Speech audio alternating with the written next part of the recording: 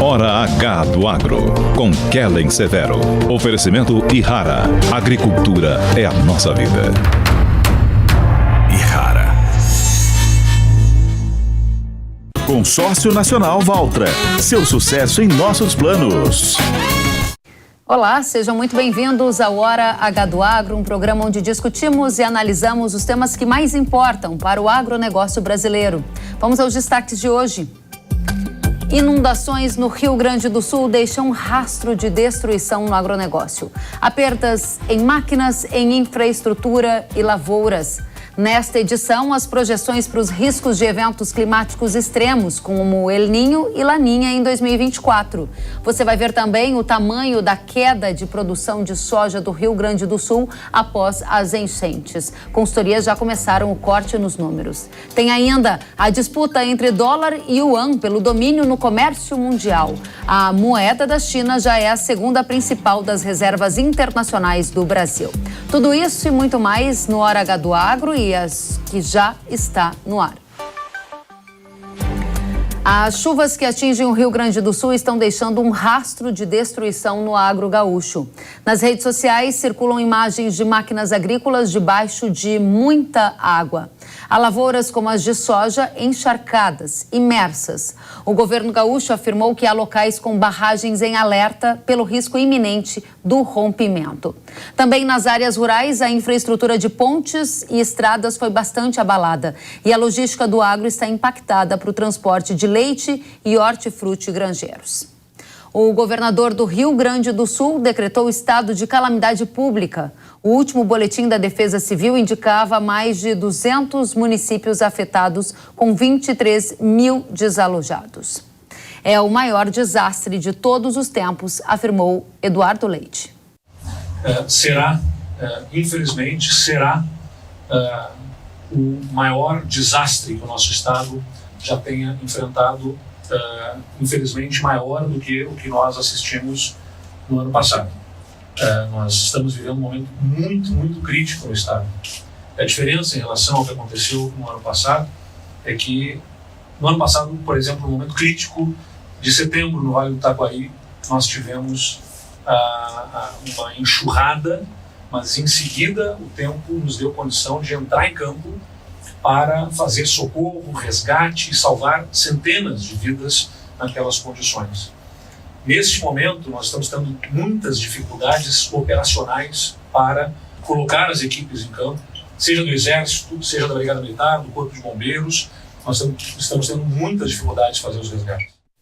Muitas dificuldades também nas áreas de agro e a gente vai agora detalhar tudo o que está acontecendo. Recebemos Gedeão Pereira, que é o presidente da Federação da Agricultura do Rio Grande do Sul. Gedeão, seja muito bem-vindo à Jovem Pan. Obrigado, Kellen. Quero cumprimentar a todos os ouvintes da Hora H do teu programa.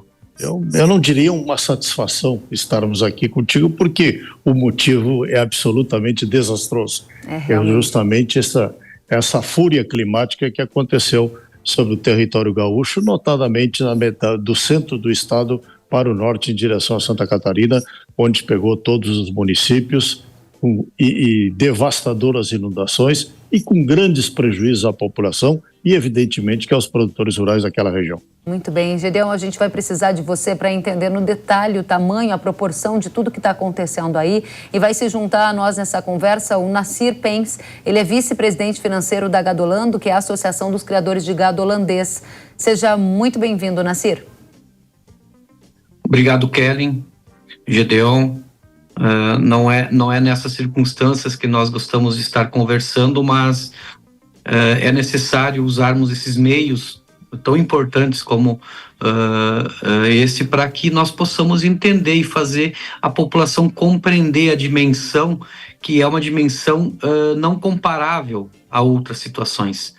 Então isso é muito preocupante, é desastroso no primeiro momento, a médio prazo, longo prazo, as sequelas serão enormes e nós todos precisamos nos reunir e nos unirmos para pensar nas melhores soluções para ao menos amenizar um pouco essa situação caótica. Muito bem, Nassir, obrigada a vocês, Gedeão, Nassir, por estarem conosco direto do Rio Grande do Sul, atualizando a situação no estado. Gedeão, neste momento, qual é a situação do agronegócio no estado? A gente sabe que há muitos desafios humanitários, que há muitos desafios em várias famílias. A gente vai aqui focar nesse setor que está representado nesse programa. Qual é a condição hoje? Eu quero cumprimentar o Nassir, primeiramente, por estarmos juntos aqui nesse momento tão difícil do estado do Rio Grande do Sul. E o que temos que ver, e que ainda está muito cedo para medirmos os estragos em cima de tudo o que aconteceu no Rio Grande, ou que está acontecendo no Rio Grande, porque na realidade nós temos muitos municípios, Kellen, que estão isolados por quedas de barreiras, quedas de pontes, destruições de rodovias, municípios que estão com dificuldade, notadamente principalmente aqueles municípios da metade norte que são muito linkados ao gado de leite, onde estão Nassir, e muito também ligados à avicultura, à suinocultura, e esse pessoal hoje está com dificuldade de levar ração, porque inclusive por falta de combustível, se está faltando inclusive alimentação para a própria população que está em pleno desabastecimento. Então, na realidade, ainda é muito cedo para aquilatarmos o grau de destruição ou de prejuízos aos produtores, mas temos situações diferentes. Por exemplo, uma situação calamitosa na metade norte, nós temos uma situação muito difícil no litoral, nessa região de Mostardas, Porto Alegre, em direção ao Oceano Atlântico, onde nós temos muitas lavouras de soja, que aí são terras baixas, que estão realmente embaixo d'água, e temos situações, por exemplo, ainda nessa região de Júlio de Castilhos, Tupanciretã, que estamos recebendo informações, aí onde choveu entre 500 e 600 milímetros, que é realmente uma Babilônia, dias passados, em que houve muita destruição de lavoura de soja que ainda estavam por serem colhidas. E um pouco menos desastroso na metade sul do Rio Grande, que é uma nova fronteira agrícola do nosso estado, em que a lavoura de soja, a nossa grande preocupação, que ela ainda foi pouco colhida, pela mesma razão, porque nós atrasamos a janela de plantio lá em outubro e novembro do ano passado, por esse mesmo fator climático, e empurramos a lavoura para frente, então a nossa colheita aqui, nesta região onde eu estou agora, está muito atrasada. E aí a preocupação é que, se o tempo não abrir, que possamos também vir a ter prejuízos, mas por outra causa, ou seja, o grão arder dentro da vagem, a vagem estourar, se perder produto e perder qualidade do produto. Mas ainda está, eu diria assim, que dentro de uma certa estabilidade em que nós estamos torcendo para que o tempo realmente melhore. A previsão ainda não é boa, teremos ainda chuvas a semana que vem, mas de qualquer maneira, ainda a metade sul ainda está um pouquinho melhor. Agora temos ainda também, evidentemente, que na lavoura de arroz, muitas lavouras embaixo d'água, principalmente nas costas dos rios, que também não sabemos ainda o volume de estrago que isso possa ter trazido a essas lavouras. Muito obrigada, Gedeão. Nassir, a situação dos pecuaristas, especialmente produtores de leite, qual é? É muito delicada, né? Muito delicada porque nós temos as perdas que aconteceram imediatamente com a chuva e os produtores de leite, eles são em regiões de encosta.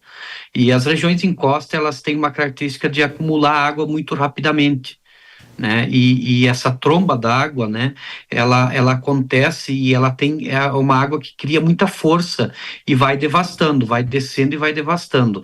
Nesse caso, nós tivemos uma situação ainda mais delicada, que é a intensidade e a persistência dessas chuvas fizeram com que os desmoronamentos dessas encostas acontecessem e fossem levando pontes, levando estradas, tornando locais de passagem verdadeiras crateras, né? Ou então imagens que nos assustam. Tem locais que eu passei na semana passada, talvez tenha aí entre 10 e 15 pontos que não existem mais, na região do Vale, da região de Antagorda, Encantado, Mussum, aquela região toda ali. Então é assustador e nós temos hoje já em torno de 40% da nossa produção com alguma dificuldade de coleta, e a coleta é diária, a ordenha é 2, 3 vezes por dia. Então nós temos essa dificuldade enorme para, primeiro, daquelas perdas imediatas que já aconteceram, né? E na região baixa, a região de Estrela Lajeado, as propriedades estão literalmente abaixo da água, não se vê, as imagens mostram que não vê mais telhado, né? Tá tudo baixo da água. Rebanhos por completo foram com a água, se perderam, né? E o que não se perdeu vai adoecer, vai passar por pneumonias e tudo mais. Sim. E aí na região, depois de baixar a água, nós temos um problema que são as sequelas muito graves de acesso, né? Então tem propriedades que receberiam ração do mês, ontem, hoje, amanhã, não vão receber. O óleo diesel que estão usando nas fazendas para fazer ordenha está acabando. As pessoas estão se aventurando entre os matos para tentar chegar a algum ponto com óleo diesel, ou usaram parte do óleo diesel com tratores tentando liberar a estrada, e quando se deram por conta, outra barreira veio e trancaram os tratores. É bem caótica a situação, é assim, ó, é desolador, é muito preocupante. A gente tem que pensar numa força-tarefa, porque tem muitas notícias que ainda não chegaram na imprensa, que ainda tem comunidades isoladas ainda, mas que de alguma forma conseguiram se comunicar conosco, e a gente está tentando relacionar isso para no momento oportuno ver o que se fazer. Muito grave, Nassir, é realmente uma situação assim desoladora. Agora, Gedeão, você trazia para a gente os relatos em relação às lavouras de soja que estão debaixo d'água, ao tanto que ainda tinha para ser colhido e que não se sabe qual vai ser a qualidade, qual é a efetiva condição para fazer essa colheita. As lavouras de arroz tiveram algum desafio maior por aí? Quais são as culturas que você julga serem as mais prejudicadas no momento? Sem dúvida nenhuma, Kelly, as duas grandes lavouras prejudicadas é o arroz. O que faltava colher, nós já estávamos com uma colheita bastante adiantada, diz a Emater que já estaremos em torno de 70% do arroz do Rio Grande do Sul colhido. Talvez seja exatamente isso. Então, esse arroz já está salvo. E o que sobrou, evidentemente, que se ele não está embaixo d'água, o arroz é bem mais resistente, vamos dizer assim, a esse tema do excesso de chuvas, né? Agora, realmente, a soja é muito preocupante. Além das lavouras que estão embaixo d'água, na região do litoral, nós temos as regiões, o resto do estado do Rio Grande do Sul, que está com a colheita atrasada e que pode sofrer uma baixa qualidade. Além de já estamos tendo uma colheita um pouco abaixo daquilo que se esperava, ainda que seja uma boa colheita no Rio Grande do Sul, né? Mas, de qualquer maneira, a nossa preocupação é muito grande com a qualidade do grão, se não vier uma normalidade de clima. Ainda temos aí, agora, hoje e amanhã, aqui na nossa região, uma trégua de chuva.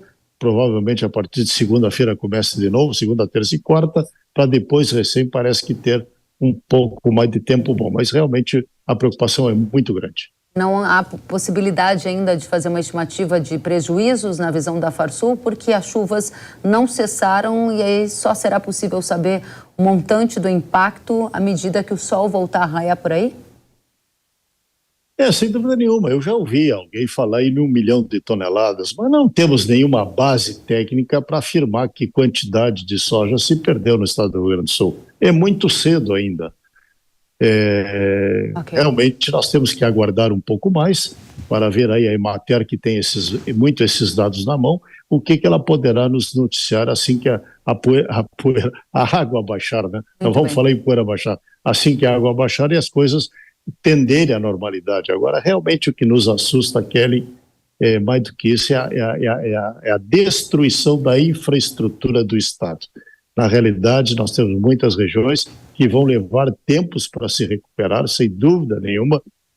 Temos que fazer muito esforço de Estado, a própria nação brasileira terá que ajudar, evidentemente, para recompor a infraestrutura que está muito destruída em umas regiões muito produtoras do estado do Rio Grande do Sul, exemplo da metade norte. Metade norte, com destruição da infraestrutura, outras áreas do país, e o Nassir há pouco dizia o quanto isso já impacta a comunidade que é produtora de leite, porque de um lado a ração não chega, de outro lado a produção do leite não sai, o diesel também começa a ficar cada vez mais escasso, e aí os nós nessa logística que tem que funcionar tão perfeitamente para o alimento chegar à mesa do consumidor começam a ficar mais frequentes. Nassir, diga para a gente qual é o principal nó que você vê hoje na cadeia leiteira e que tipo de impactos isso pode trazer, por exemplo, em preço ou até disponibilidade de produto ao consumidor. Já há alguma leitura nesse sentido? Eu vou na linha do presidente Gedeon, que ainda está precoce para se dar números, né? Os impactos são sem precedentes, isso já se sabe, então qualquer número conhecido no passado será amplamente ultrapassado agora. Isso é fato, isso já não se discute mais. Aproximar esse número que é um desafio que nós temos, né? No primeiro momento, a grande é eliminar alguns problemas que são possíveis de serem atacados nesse momento, né? Então, por exemplo, a Gadolando, através do presidente Marcos Tang, já fez um apelo, está em contato aí pelo menos com a IPIL, que é a Associação dos Laticínios, com o MAPA, com a Fazenda do Estado, para se viabilizar, se agilizar o processo, porque hoje, por exemplo, se eu pegar um leite e estou vendendo para uma empresa, eu preciso passar por um processo de cadastro para transferir esse leite para outra empresa. Então, só que tem empresas que, por exemplo, coletam leite de A e não chegam no A, mas chega no B, que vende o leite para outra empresa. Então, o que está se costurando é algo para viabilizar isso de uma forma rápida, sem extrapolar os limites da lei, né, do que é o correto, mas se agilizar um bom senso geral para que se possa fazer essas coletas pelo menos da onde é possível, nós não aumentarmos os problemas que já estão e que existe algum tipo de solução para minimamente amenizar. Então, essa é algo que nós precisamos fazer urgentemente. Um apelo para que, bem lembrado, presidente, a estrutura ela foi afetada em níveis assim assustadores. Nós temos pontes que são chave, que pontes que 100, 200, 1.000 carros passam por dia e elas estão destruídas, a água levou. Então não tem o que fazer e elas estão em pontos estratégicos, né? Então chegando Lajeado, quem vem por Guaporé, Encantado, por exemplo, essa ponte me parece que ruiu. E é uma ponte grande que vai demorar muito para ser restabelecida e a volta para se chegar, fazer esse mesmo caminho, talvez aumente 300 quilômetros, né? Então, tudo isso é delicado. Muito delicada, para dizer o mínimo, né? Nascer dessa condição toda que as empresas tentam se reorganizar para driblar esses desafios logísticos que são gigantescos. Quem assiste a Jovem Pan pela televisão pode ver essas imagens de pontes completamente imersas, de estradas totalmente destruídas e de acessos a essas áreas rurais que estamos aqui tratando completamente dificultados. Gedeon, você como presidente da Federação da Agricultura do Rio Grande do Sul, que é uma das entidades mais respeitadas do agronegócio brasileiro, está fazendo algum tipo de interlocução junto ao governo do estado, junto ao governo federal, para entender qual vai ser o mapa da restauração da logística no estado? Em que pé nós estamos? Porque há um levantamento mostrando que há pelo menos 114 trechos em 46 rodovias com bloqueios totais ou parciais, além de pontes danificadas, né? E realmente, Kelly, também não falamos num outro setor que nos preocupa muito, que é o setor de hortaliças, né? Porque, na realidade, a grande Porto Alegre, o estado do Rio Grande do Sul, é muito abastecido por essa região de Bento Gonçalves, Caxias do Sul, e que também está severamente comprometida por questões de logística. Nós não sabemos também se não vai haver um desabastecimento no estado desses outros produtos. Agora, realmente, este é o momento, Kelly, que quem está muito envolvido com o processo, não poderia ser diferente, são os governantes. É o governador do estado, Eduardo Leite, que está tomando todas as medidas cabíveis e possíveis, e numa primeira etapa eles estão solicitando helicópteros para o Brasil inteiro, quase, para salvar pessoas. A primeira etapa é salvar as pessoas, sem dúvida nenhuma. Depois vamos ver, no momento que passar a chuva, qual é o potencial de recuperação do estado brasileiro, que eu já não vou falar o estado gaúcho, é o estado brasileiro, que tem que auxiliar, evidentemente. O presidente da República já andou em Santa Maria anteontem, justamente olhando, e não conseguiu sobreviver à região porque o mau tempo não deixou, e prometendo recursos que até nos preocupam, porque os recursos prometidos ainda do ano passado, quando nós tivemos uma crise que não foi nem metade dessa aqui, até hoje não vieram. Ainda estamos com essa dificuldade. Vamos ver o que vai acontecer. Evidentemente que a nossa federação ela se põe numa situação de cobrança, porque nós não temos como recuperar a infraestrutura para que a logística possa caminhar, não nos cabe, mas nos cabe isto sim, o nosso sistema, tanto é que a nossa CNA também, através da pessoa do seu presidente, o presidente João Martins já entrou em contato comigo, colocando inclusive recursos, se necessário for, porque essa coisa vai muito longe depois. Nós temos que acudir os produtores rurais, que é onde nos toca, que além da infraestrutura, as dificuldades financeiras que vão ter essas pessoas, até na reconstrução de suas casas. Esses recursos que a CNA ofereceu, Gedeão, eles vão ser direcionados prioritariamente para quais necessidades, para que perfil de produtor? Evidentemente que serão produtores mais desprotegidos, notadamente os pequenos produtores dessa região toda altamente afetada, que nós teremos que ver que ainda que tipo de auxílio é que podemos fazer. Nós temos que deixar, Kelly, agora que as coisas voltem à sua normalidade para nós podermos aqui, fazer uma avaliação de tudo isso que está acontecendo. Okay. Mas sabemos que a vida do produtor fica muito prejudicada para os próximos meses, se eu não vou dizer próximos anos. Sim. E é nesse ponto que nós, Sistema CNA, Federação da Agricultura do Rio Grande do Sul, é que tem que ajudar na reconstrução, na recomposição desses produtores rurais.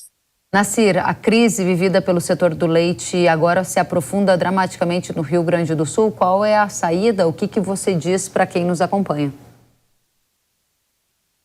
Infelizmente nós temos um cenário onde muitas propriedades pararam de produzir leite nos últimos tempos e isso vai se acentuar, essa curva vai subir mais do que vem subindo. Fica difícil você sentar com uma pessoa que foi afetada da forma como foi e vem sendo prejudicada pelas políticas de preço, como estão sendo nos últimos mais de ano já, né? De uma forma até muitas vezes quase que criminosa, né? E isso acontecendo isso tudo numa sequência tão curta de tempo vai tirar muitos produtores da atividade, infelizmente. Então nós precisamos sensibilidade, um pouco mais de sensibilidade com o setor. Todas as pessoas que estão envolvidas devem pensar um pouco sobre como fazer uma atividade, uma das atividades que mais emprega pessoas direta e indiretamente no nosso estado, que mais movimenta a economia em todos os municípios praticamente do estado, ela não pode ser tratada ou olhada com pouco cuido, quase com desprezo em muitas situações por algumas entidades, algumas empresas. Então agora é a hora de entender o processo, de entender que é uma questão social, não só econômica, e logo vai se tornar uma situação econômica também, porque o desabastecimento de leite vai acabar encarecendo, né? O leite nas prateleiras, é um leite todo que vai vir de fora e ele vai ter situações bem chatas. Nós já temos situações, por exemplo, com indústrias grandes, cooperativas, com desabastecimento, por exemplo, de embalagens no dia de hoje. Embalagens que chegariam não vão chegar, porque a cidade está totalmente inacessível. Então, nós vamos ter muitas sequelas graves, não é brincadeira, não. Nós vamos passar por sequelas bem graves, logo, e nós precisamos pensar em conjunto, nós precisamos unir todas as cabeças pensantes aí, e pensar em algo rápido para situações de momento, e também já pensar em estratégias para médio e longo prazo. Muito bem. Né? Nossa equipe logo vai ter uma reunião, nós vamos pensar já internamente algumas soluções, algumas coisas que podem ser feitas para levar para reuniões maiores que devem acontecer logo em seguida, na semana seguinte. Muito bem, Nassir. Muito obrigada, Nassir Pens, que é vice-presidente financeiro da Gadolando, trazendo aqui relatos bastante importantes sobre risco de desabastecimento de leite em algumas regiões em função dessa dificuldade de produção, escoamento e até de embalagem lá no estado gaúcho. Lembrando que o sul do Brasil é um dos maiores produtores de leite aqui do Brasil. Agradeço também ao Gedeão Pereira, que nos alertou sobre os efeitos da grave situação logística no estado. Piora disso pode impactar o agro, além das perdas que devem ser contabilizadas nas lavouras de soja que ainda estavam por colher. Gedeão Pereira, presidente da Federação da Agricultura do Rio Grande do Sul, obrigada a você também. Agradeço aos dois por trazerem esse relato completo. A gente vai continuar nessa cobertura, desejando dias melhores a todos aí do Rio Grande do Sul. Voltem sempre. Obrigado, Kelly. Obrigada a vocês. Obrigado. E a gente segue em frente agora porque a gente tem detalhes de um levantamento do Instituto Nacional de Meteorologia que indicou que áreas do centro e do leste do Rio Grande do Sul registraram chuvas acima de 200 milímetros em 5 dias, o que está sinalizado no mapa aqui num tom mais acinzentado. Já estações meteorológicas da Agência Nacional de Águas revelaram que em algumas cidades gaúchas choveu entre 400 e 500 milímetros em menos de uma semana. É o caso de Bento Gonçalves e de Santa Maria e também de Soledade. Em Lagoa Vermelha, no norte do estado, o engenheiro agrônomo Carlos Della Valle compartilhou com o Hora H do Agro uma foto de um pluviômetro que atingiu o limite de 150 milímetros e transbordou de tanto que choveu na região. A gente vai agora entender o que vem por aí. Previsão do tempo, previsão de efeitos de El Niño e Laninha em 2024 com a Desirê Brant, que é meteorologista da Notus e nos faz companhia. Primeiramente, seja muito bem-vinda, Desirê. Olá, Kellen. Olá a todos que nos acompanham. Isso mesmo, Kellen. Um dos grandes fatores aí responsáveis por essa chuva extraordinária, sem precedentes no Rio Grande do Sul, se deve ainda ao fenômeno El Niño, que embora esteja dando todos os sinais de enfraquecimento, ele ainda é o fenômeno vigente. O Pacífico, ele está mais quente, né, com a temperatura mais alta ali na porção equatorial, e por isso a atmosfera ainda responde aos efeitos desse Pacífico mais aquecido. E de que forma? Uma delas é provocar muita chuva no Rio Grande do Sul. No sul do Brasil, dos 3 estados do sul do país, o Rio Grande do Sul é o que mais sente os efeitos do fenômeno El Niño, que, como eu disse, está enfraquecendo, mas ainda é o fenômeno vigente. Outro fator que contribui para essa chuvarada toda no Rio Grande do Sul é a umidade proveniente da Amazônia. O fluxo de umidade do interior do Brasil está voltado para as áreas mais ao sul do país, então qualquer sistema provocador de chuva que se forme por lá, seja uma área de baixa pressão ou até mesmo uma frente fria, estes sistemas têm um belo de um suporte de umidade através desse fluxo que vem ali da região da Amazônia em direção às áreas mais ao sul do país. E temos mais um fator também muito importante, uma área de alta pressão que ganha cada vez mais força, toma conta, comanda o tempo na porção mais central do Brasil.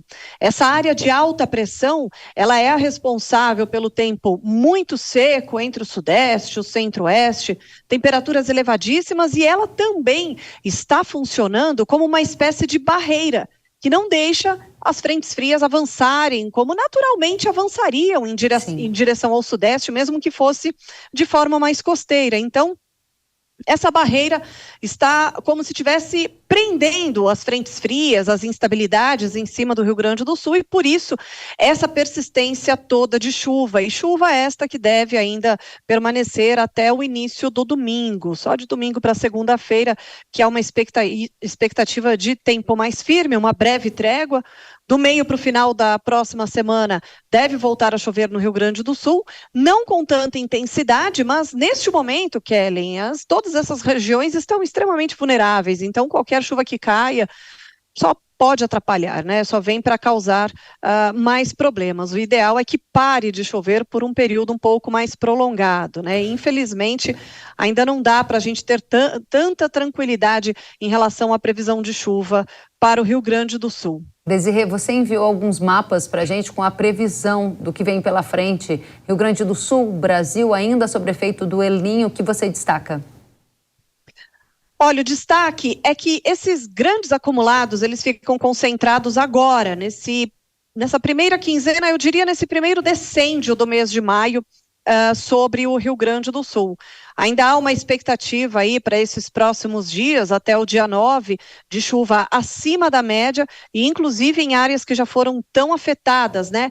O mapa de anomalia ali na cor azul, indicando essa chuva ultrapassando ainda a média histórica para esse período até o dia 9 de maio, ou seja, até meados da semana que vem. Após isso, ainda tem previsão de chuva volumosa. Se a gente colocar aí uma próxima tela, ainda tem previsão até o dia 16 de chuva acima da média, novamente, entre o norte do Rio Grande do Sul, Santa Catarina. Não podemos deixar de falar de Santa Catarina, que também está vivendo aí volumes de chuva bastante significativos e ainda tem chuva para cair também. E aí, somente ao longo da segunda quinzena, e a gente consegue ver isso no próximo mapa, é que a chuva reduz, ela não para, porque é normal que chova nessa época do ano. A distribuição da chuva nessa época do ano é bem dessa forma. É chuva no extremo norte do Brasil, na faixa leste do Nordeste e nas áreas mais ao sul. Então, no sul do país não deve deixar de chover, mas pelo menos para a segunda quinzena do mês de maio, a expectativa é de menores acumulados, ou pelo menos aí uma chuva um pouco mais espaçada. Olha só, do dia 22 ao dia 28, também mostrando chuva para o Rio Grande do Sul. E quando a gente olha no mapa de anomalia, o Rio Grande do Sul está em branco, ou seja, é o normal para essa época do ano. Então, os maiores acumulados ficam realmente concentrados nesses primeiros 10 dias, principalmente. Desirê, a gente está trazendo para a nossa audiência a situação do Rio Grande do Sul, a projeção de que as chuvas não vão dar trégua, pelo menos nos próximos dias, de acordo com os mapas que você dividiu conosco. Você ainda destacou algumas áreas de Santa Catarina. E a pergunta que fica é: temos El Niño ainda em atuação, sendo um dos responsáveis por essas enchentes, mas há uma previsão de Laninha. A questão que a gente quer saber é quais eventos extremos estão a caminho na temporada 2024 e para quais regiões do Brasil. Kellen, já é sabido que o El Niño está perdendo sua força. O último relatório do NOAA aponta para neutralidade até o final do outono, decorrer do inverno ainda com neutralidade, e há uma grande expectativa aí para a formação do Laninha no segundo semestre. E se a gente lembrar, né, o Rio Grande do Sul, os últimos anos não foram nada fáceis para o Rio Grande do Sul, sobretudo para o agronegócio. Nós tivemos em 2023 o terceiro ano consecutivo sob a influência do fenômeno El Niño, e foi um ano com bastante dificuldades por causa da seca que atingiu muitas áreas, importantíssimas áreas produtoras do Rio Grande do Sul. Então, não foi um ano fácil por conta do Laninha, né, que, diferente do El Niño, provocou seca. Aí veio o ano seguinte com o El Niño, fazendo da primavera uma primavera marcada por fortes tempestades, também com grandes acumulados de chuva. E agora o outono começando também com acumulados bem expressivos, né, algo sem precedentes no Rio Grande do Sul. A expectativa é da formação do Laninha para o segundo semestre. O que é natural também, eu diria, historicamente falando, o Laninha ele costuma atrasar o período úmido. É claro, os modelos ainda não estão apontando, né? Se a gente olhar para os modelos de previsão mais estendida, eles ainda não enxergam esse efeito, né? Então, eles ainda estão dando a chuva acontecendo na hora certa, ali para o mês de outubro, no centro do Brasil, mas a gente não pode deixar de dar atenção para essa previsão para o decorrer dos próximos meses, porque o Laninha, ele historicamente traz o risco do atraso da chuva para a próxima safra de verão. Então, esse pode ser um dos efeitos. E tem também o risco, né, quando a gente fala em Laninha, em um verão para o Rio Grande do Sul, os produtores gaúchos, infelizmente, né, já estão acostumados que pode ser um ano aí com risco de seca. Desirê, a gente está aqui focando em eventos extremos como esse, dessas enchentes, dessas inundações. A última pergunta é: essa condição que vive o Rio Grande do Sul tem a ver com a intensidade do fenômeno El Niño? E qual será a intensidade do Laninha? Um Laninha de forte intensidade pode gerar secas excessivas também? E em quais regiões o risco é maior?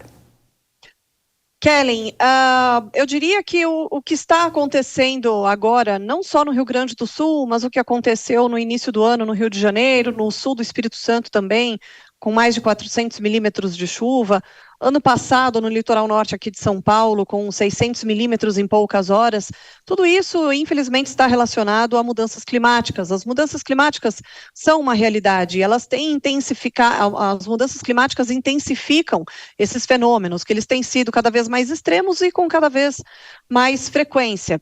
E é claro que quando se trata de um ano em que o El Niño se torna um evento de forte intensidade, isso acaba potencializando esses efeitos. Por enquanto, de acordo com o mesmo relatório, o último relatório do NOAA, a expectativa é de um laninha, por enquanto, de fraca a moderada intensidade. É muito cedo ainda, né, para a gente cravar aí como que vai ser esse laninha agora, que vai se formar até o final do ano, mas, por enquanto, as expectativas, de acordo com o NOAA, são essas, de fraca a moderada intensidade. Mas como a nossa realidade hoje é outra, né, nós temos aí essa nova realidade que tem a ver com as mudanças climáticas, isso pode potencializar qualquer que seja o fenômeno, seja El Niño ou até mesmo o Laninha. Ele pode ser de fraca intensidade, mas embebido aí em um planeta que está mais aquecido e que pode sim potencializar os efeitos desse Laninha. É algo que a gente merece bastante atenção agora para o decorrer dos próximos meses, Kellen, sem dúvida alguma. Muito obrigada, Desirê Brant, meteorologista da Notus, pelos alertas, pelos esclarecimentos. Até a próxima. Até a próxima. E um relatório divulgado pela Empresa de Assistência Técnica e Extensão Rural, a Ematerra, do Rio Grande do Sul, indicou que há 24% da soja a ser colhida no Rio Grande do Sul.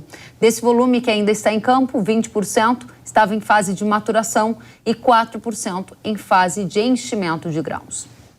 A consultoria Safras e Mercado vai revisar para baixo a expectativa de produção da soja gaúcha por conta das inundações que atingiram algumas lavouras. Para analisar o tema e antecipar para a gente o que vem por aí, a gente recebe o Luiz Fernando Gutierrez, que é analista da consultoria Safras e Mercado. Seja muito bem-vindo, Luiz. Olá a todos, obrigado pelo convite mais uma vez. Luiz, qual vai ser o tamanho da quebra de produção gaúcha com as inundações que atingiram as lavouras de soja por aí? Pois é, Kellen, é um pouquinho cedo, digamos assim, para a gente ter um número mais assertivo, né? Inclusive, está muito difícil de entrar nos campos para ver realmente a situação das lavouras afetadas. O que dá para se dizer com alguma certeza é que a gente vai ter que reduzir a estimativa de produção do estado do Rio Grande do Sul, porque a gente tinha aí até o meio dessa semana 75% da área colhida. O que quer dizer isso? Quer dizer que um quarto da área, 25% da área, está no campo ainda, precisa ser colhida, e boa parte das lavouras aí, desses 25%, sofreram com esse excesso de umidade, né, que está atingindo todo o estado. Alguns pontos importantes. O que representam 25% da produção gaúcha ou da área gaúcha? Estariam em risco algo em torno de 4 ou 5 milhões de toneladas. Não quer dizer exatamente que a gente já perdeu 4 ou 5 milhões de toneladas, é importante falar isso. Mas são 4 ou 5 milhões de toneladas que, teoricamente, estão no campo para serem colhidas ainda. Eu entendo que, de novo, é muito cedo para a gente ter um número assertivo. Eu acho que a gente pode trabalhar com perdas importantes na produção gaúcha, mas, de qualquer forma, ainda a produção gaúcha deve ser superior à da safra passada, a gente teve problemas, mas é mais ou menos isso. Eu acho que 4 ou 5 milhões de toneladas estão em risco no estado e a gente precisa de mais alguns dias para avaliar melhor como vai ser aí, a produção gaúcha, né? Como vai ser o número consolidado da produção gaúcha. Muito bem. Dentro desse contexto, que é um contexto de tragédia no Rio Grande do Sul, em que os impactos nas lavouras de soja ainda vão ser verificados, há um impacto também na formação de preço da soja no Brasil e até repercussões no mercado internacional. Afinal de contas, qual vai ser o impacto dessa potencial quebra, que não se sabe de quanto, mas que vai haver uma quebra, vai haver por causa da inundação, na formação de preço nacional? Que muito do mercado contava com uma abundante oferta do Rio Grande do Sul, que agora poderá ser diminuída, né, Luiz? Exato. Um dos pontos importantes dessa temporada, né, brasileira é que, apesar das perdas do centro-norte do país, a gente estava esperando por uma recuperação importante no Rio Grande do Sul. Essa recuperação ela vai vir, não vai ser tão grande como a gente está esperando, né? Como eu falei, a gente ainda vai colher uma safra superior à do ano passado, mas a gente já não deve trabalhar mais com uma safra recorde no Rio Grande do Sul, né? A gente estava trabalhando aí com uma safra próxima de 23 milhões e, infelizmente, a gente vai ter que reduzir isso provavelmente nos próximos dias, próximas semanas. Você estima em quanto, pelo menos, essa redução? Eu diria hoje, Kellen, que pelo menos 1 ou 2 milhões de toneladas talvez a gente tenha que reduzir. Mas, de novo, é muito cedo ainda para a gente trabalhar com um número mais assertivo, né? A gente precisa realmente entrar no campo e ver. Até porque, Kellen, só para destacar, uma boa parte, ou a maior parte desses 25% de área que ainda falta, está na metade sul do estado. E a metade sul do estado, ela traz menos produção e produtividade para o estado como um todo. As principais regiões produtoras do estado do Rio Grande do Sul são a região norte e a região noroeste. Foram regiões muito afetadas, mas nessas regiões a colheita já está bem mais avançada. A gente tem 90%, 95% das áreas colhidas aí em importantes municípios produtores. Então eu entendo que é possível a gente ver perdas expressivas ainda, mas como é a metade sul que vai trazer mais esse resto da colheita para o estado, talvez as perdas não sejam tão extensivas assim como a gente pode trabalhar. Com relação a preço, Kelly, para responder a tua pergunta, naturalmente, né, uma quebra produtiva no Rio Grande do Sul afeta a produção nacional de forma importante, né, a gente vai ter que cortar a produção, porque o estado do Rio Grande do Sul está sempre entre os 3 maiores estados produtores, né, disputando ali com o Paraná a segunda posição, que inclusive deveria ser do estado do Rio Grande do Sul nessa temporada, porque o Paraná teve perdas importantes derivadas aí da seca, né? Mas agora essa produção está em xeque e isso afeta o preço primeiro regionalmente falando ou internamente falando via prêmio, né? Com uma dificuldade logística que a gente tem agora, mas também de uma oferta menor no Brasil, isso naturalmente tende a trazer prêmios um pouco melhores mais à frente, né? Com a menor oferta, a disputa entre exportação e entre esmagamento tende a trazer prêmios um pouquinho melhores. Então, isso tende a ajudar preço, né? E o segundo ponto de impacto seria via Chicago, que inclusive a gente já está vendo, né, a Chicago até um pouco mais firme diante disso, obviamente ainda em cima de especulações, né? Mas se a gente realmente tiver que reduzir a produção brasileira, o USA provavelmente vai ter que reduzir também, e a gente pode ter um Chicago um pouquinho mais firme diante desse problema e dessa safra menor aqui no Rio Grande do Sul e no Brasil. Em outras palavras, o que você está dizendo para a gente é que teve quebra na produção de soja do Rio Grande do Sul. Você está com números, por enquanto, ainda precisando de uma verificação após as chuvas cessarem, que podem significar de 1 a 2 milhões de toneladas a menos, descartada a produção recorde do Rio Grande do Sul e vai também revisar a estimativa nacional da produção de soja. Você está com qual número hoje para a produção nacional? Deve cair para qual patamar? Porque isso é que dará sustentação também, dentre outros fatores que você citou, né, Luiz? O nosso número mais recente foi atualizado, inclusive, em meados de abril, é de 151,3 milhões de toneladas para o Brasil. Digamos que, né, o estado do Rio Grande do Sul perca 2 milhões. A gente tem alguns ajustes para fazer ainda em outros estados brasileiros, mas eu diria que esses ajustes vão ser pequenos. Então, a gente retiraria 2 milhões, iria para 149,3 frente ao que a gente tem hoje, ainda muito próximo de 150, obviamente, trabalhando com esse cenário médio, digamos assim. Eu acho que para a gente perder 4 ou 5 milhões de toneladas, como eu comentei, que a gente entende estarem em risco, seria a pior das hipóteses. Acho muito difícil acontecer, mas, naturalmente, como eu falei, a gente precisa de mais alguns dias aí para ver a realidade das lavouras gaúchas aí que ainda precisam ser colhidas. Última pergunta, tem muita soja ainda para ser vendida, safra que está em curso. Muita gente esperava por preços mais altos. Infelizmente, uma tragédia no Rio Grande do Sul pode ajudar a formar preço de soja mais alto para quem ainda não vendeu. Essa é a leitura que você faz? Não é a melhor forma da gente ver preços melhores, né? Infelizmente, com uma perda dessa proporção, né, e catastrófica, como a gente está vendo no Rio Grande do Sul. Mas, de uma forma geral, sim, Kelly. Se a gente tiver perdas mais expressivas aqui no Rio Grande do Sul, ou se confirmando, né, perdas um pouco mais expressivas, isso tende a trazer um preço melhor e tende a trazer uma oportunidade aí para o produtor em todo o Brasil. Muito bem. Luiz Fernando Gutierrez, analista da consultoria Safras e Mercado, obrigada por trazer os detalhes direto do Rio Grande do Sul, onde essa tragédia está gerando muitos impactos também no mercado agrícola. Volte sempre, Luiz. Até a próxima. Obrigado, Kelly. Um abraço. Até a próxima. Outro para você.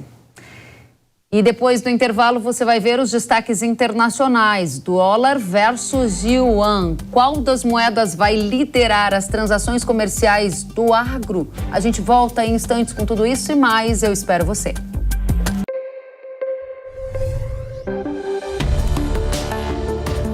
O agro, setor que movimenta a economia brasileira, gerando renda, emprego e oportunidades para toda a população. Hora H do Agro, com Kellen Severo.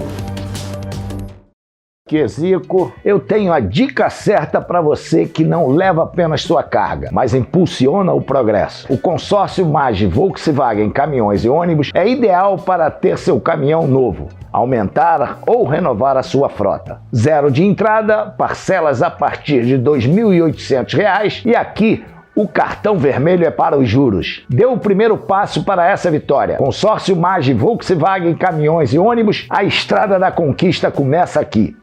Ferrugem, mancha-alvo, antracnose e o ídio são grandes ameaças à produtividade. mas elas não resistem à força da solução inovadora da Ihara. Agora é com Sugoi, o avassalador. O fungicida que traz a praticidade do protetor na fórmula, com o máximo poder da tripla ação contra as doenças da soja. Sugoi é da Ihara. Apenas sobre receituário agronômico. Consulte sempre um engenheiro agrônomo. Sabia que o Brasil é um dos maiores produtores de soja e milho no mundo? Esse mercado movimenta mais de 70 bilhões de dólares anualmente e tem muitas oportunidades. Com o curso de comercialização de soja e milho da NIL, você aprende a negociar preços em bolsas internacionais e proteger seu capital. O professor João Birkan tem mais de 60 anos de experiência e vai te ensinar como ganhar dinheiro no agronegócio. Quero garantir uma taxa melhor do dólar para daqui a 12 meses. Esse curso é ideal para você que quer trabalhar com trading de soja e milho no mercado financeiro e para você que é produtor e quer potencializar os lucros com sua safra. Ingresse no setor que mais cresce no Brasil. Acesse nilcursos.com.br e inscreva-se.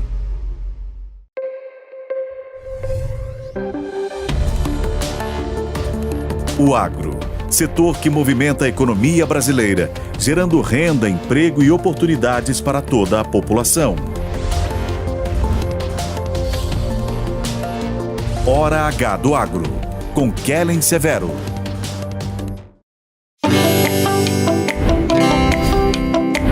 Jovem Pan na AgriShow 2024. Oferecimento Baldan, no campo a Baldan dá show. E Volkswagen Meteor, o extra pesado que entrega mais valor ao seu negócio. Bom, e como a Volkswagen Caminhões e Ônibus está sempre inovando quando o assunto é negócios, é claro que eles iam pensar também numa maneira de facilitar a vida de quem tem caminhão seminovo e quer renovar a frota, quer melhorar um pouco o ano do caminhão, melhorar a qualidade. Claro que eles iam pensar exatamente nesse processo para facilitar. O Paulo está aqui do meu lado, ele é supervisor, né, do Vox Confia. Como é que é esse processo? Quem tem um seminovo e quer melhorar esse caminhão? Exatamente. O Vox Confia, ele ajuda os nossos clientes que querem comprar um caminhão novo. Então eles conseguem colocar os caminhões seminovos deles à base de troca. A gente faz uma avaliação e ajuda os nossos clientes a fazer uma negociação nova. Com vantagens, né? Com vantagens, porque a gente pega esse caminhão, faz toda uma manutenção dele e depois oferece ele para o mercado com garantia, testado e aprovado pela Volkswagen. E a Vox Confia existe há 2 anos, né? Exatamente. E por enquanto tem uma loja física e funciona também de forma virtual para atender os clientes do Brasil inteiro e do mundo. Exatamente. Hoje a gente tem uma loja física que fica em Limeira. Nós temos uma plataforma online hoje e estamos expandindo para mais uma, além do nosso site e o nosso Instagram.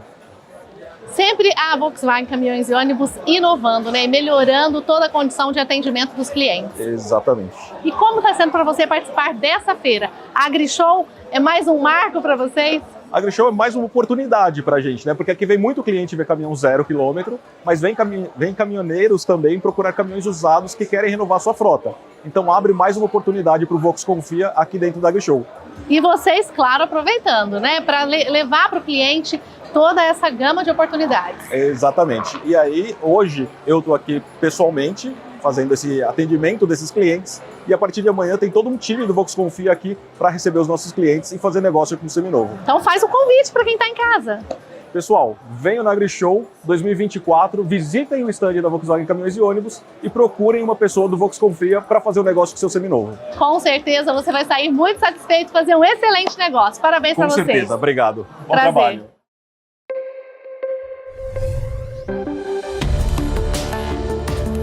O agro, setor que movimenta a economia brasileira, gerando renda, emprego e oportunidades para toda a população.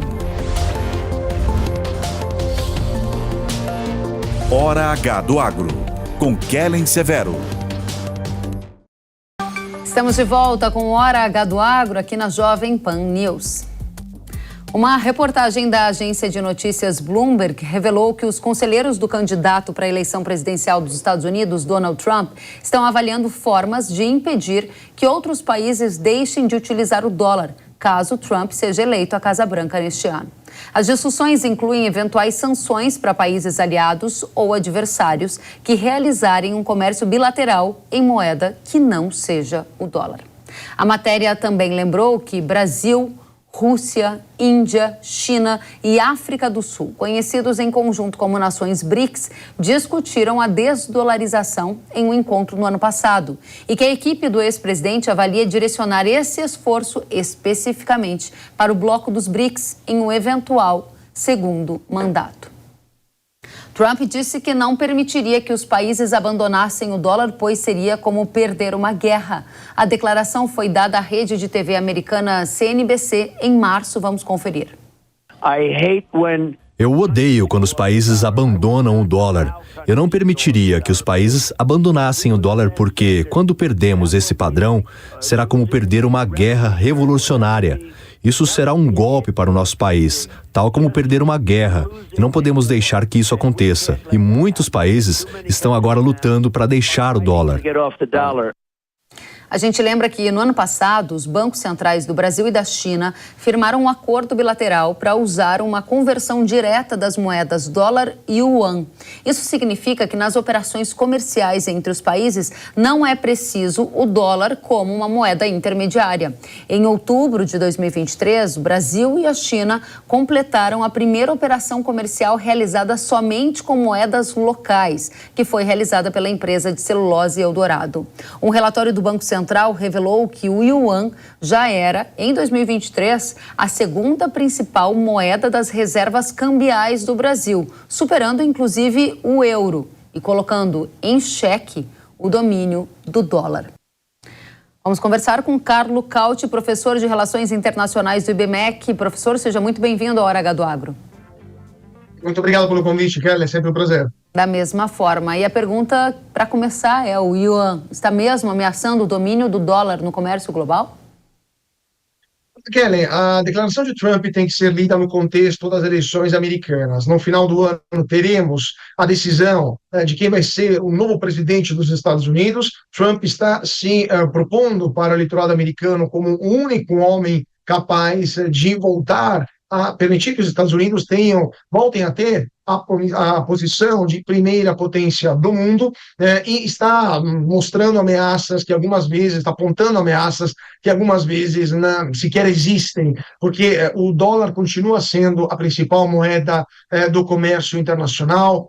O yuan está tendo algum tipo de avanço, mas ainda muito tímido, como você bem falou. Hoje o yuan é a segunda reserva do Banco Central do Brasil, mas a primeira, o dólar, de uma proporção preponderante. Então, olhe que o primeiro parceiro comercial do Brasil é a China. Então, mesmo tendo um parceiro comercial como a China, o Brasil ainda mantém, isso há muito tempo, né? A China, desde 2009, é o principal parceiro comercial do Brasil, mesmo assim, principal reserva do Brasil continua sendo o dólar. E lembrando que no passado já havia tido tentativas de fazer transações comerciais tirando o dólar desta equação. O Brasil e a China, já durante o segundo mandato do presidente Lula, tinham assinado um acordo muito parecido com o acordo feito no ano passado e não tinha dado certo, não tinha vingado, porque os produtores brasileiros, que também são exportadores, eles, para mandar suas mercadorias para a China, queriam dólares em câmbio, em troca, né? Então, é muito difícil dizer se o yuan vai se tornar uma moeda, a moeda de referência do mundo, mas, segundo alguns analistas, o fato da não convertibilidade do yuan, o fato também que o yuan é uma moeda com câmbio manipulado pelo Banco Central chinês, e também a pouca transparência das próprias instituições chinesas e de dados macroeconômicos da China. Hoje não sabemos, de fato, nos detalhes como está a economia chinesa. Sabemos que está em crise, mas não sabemos qual é a dimensão dessa crise, impedem de utilizar o yuan como moeda de referência. Porque lembramos, para terminar, que a moeda principalmente deve fornecer uma coisa: é confiança. Confiança para os detentores desse ativo, que o valor desse ativo se mantenha mais ou menos estável no tempo. Você acha que essa confiança está crescendo e esse movimento que foi lento de uso do yuan nos últimos anos nas negociações comerciais, como por exemplo do agroexportador, tende a ganhar volume e talvez subir até numa proporção muito mais intensa? Kelly, eu acho que mais do que a confiança é a necessidade que alguns exportadores brasileiros estão percebendo de ter um plano B para continuar exportando para a China após aquilo que aconteceu na guerra da Ucrânia. Logo após a invasão russa da Ucrânia, em fevereiro de 2022, a Rússia foi expulsa do sistema SWIFT, que é o sistema de pagamentos internacionais, ou seja, não era mais possível exportar ou importar da Rússia pelo fato que não era mais possível receber ou pagar importadores ou exportadores russos, porque a Rússia está fora do SWIFT. Mesmo se o SWIFT não isso foi uma decisão americana, obviamente, junto com outras potências ocidentais, mas o SWIFT não é uma empresa ou uma entidade dos Estados Unidos. Em tese, é uma entidade internacional sediada na Bélgica, e os americanos são apenas um dos acionistas do SWIFT. Então, é uma entidade que deveria ter se mantido neutra nesse conflito. O fato de que a Rússia foi expulsa do SWIFT, então, comerciar com a Rússia tornou impossível. As reservas internacionais da Rússia, que estavam fora do território russo, estavam denominadas em dólares, foram congeladas. E as empresas que comerciam com a Rússia, que utilizam o dólar como transação, estão possivelmente sob possíveis sanções americanas, porque os americanos consideram o uso do dólar como uma forma de garantir para o Departamento de Estado a competência de eventualmente aplicar sanções contra empresas que comercializam com países sob sanções, né? Se você for uma empresa que vende para um país sancionado usando o dólar, você, empresa, poderia ser sancionada também pelos Estados Unidos. Esse conjunto de fatores gerou um alerta vermelho nos produtores brasileiros e de outros países, porque o próximo conflito que poderia explodir no mundo é uma possível invasão de Taiwan por parte da China. E se a China amanhã fosse expulsa do SWIFT, para o produtor rural brasileiro seria impossível exportar qualquer tipo de produto para a China, porque a China estaria fora do sistema, mas também a China não poderia transacionar em dólares, ou melhor, as empresas brasileiras transacionando em dólares com a China seriam a risco de sanções americanas. Então, comercializar com a China via yuan e usar outros sistemas, como um SWIFT alternativo que o governo chinês está elaborando, são um seguro, vamos dizer assim, um plano B para os produtores brasileiros e de outros países também, que não podem se dar ao luxo de perder o principal comprador de seus produtos. Muito bem, professor, para responder a nossa pergunta aqui, dólar e yuan, qual moeda vai liderar o comércio global? Provavelmente o dólar vai continuar sendo a moeda de referência, porque os Estados Unidos são uma democracia, porque eles mantêm mais transparência em relação ao todo mundo, porque eles são uma moeda conversível e porque eles garantem segurança para os produtores e os exportadores. Então, é muito difícil que o yuan consiga superar a moeda americana, mas vamos ver o que nos espera no futuro. Muito bem, professor Carlo Cauti, é sempre uma satisfação recebê-lo, volte sempre. Muito prazer, até mais. Até a próxima. E agora eu tenho um recado para você. Se você ainda não conhece Zeus, chegou a hora de elevar a produtividade da soja com uma proteção nunca antes vista. Zeus é o inseticida Ihara que oferece um elevado controle para percevejos, por exemplo, mosca branca, lagarta da vagem e outros. Testado e aprovado pelos produtores, Zeus tem rápido efeito de choque contra as pragas, agindo de forma sistêmica, por contato e ingestão, e com efeito translaminar, conferindo uma proteção completa para a lavoura. Na última safra, a mosca branca e os percevejos causaram prejuízos, reduzindo a qualidade dos grãos e a produtividade em até 30% em algumas áreas. Mas agora, graças a Zeus, a soja conta com uma inovação tecnológica de alta performance para o campo. Na hora H, eleve a produtividade a um novo patamar com Zeus da Ihara. Visite ihara.com.br ou mire a sua câmera para o QR Code na tela e descubra agora a melhor proteção contra os insetos pragas da soja. Muito bem, o Hora H do Agro de hoje fica por aqui. Obrigada pela companhia. Até a próxima semana. Tchau.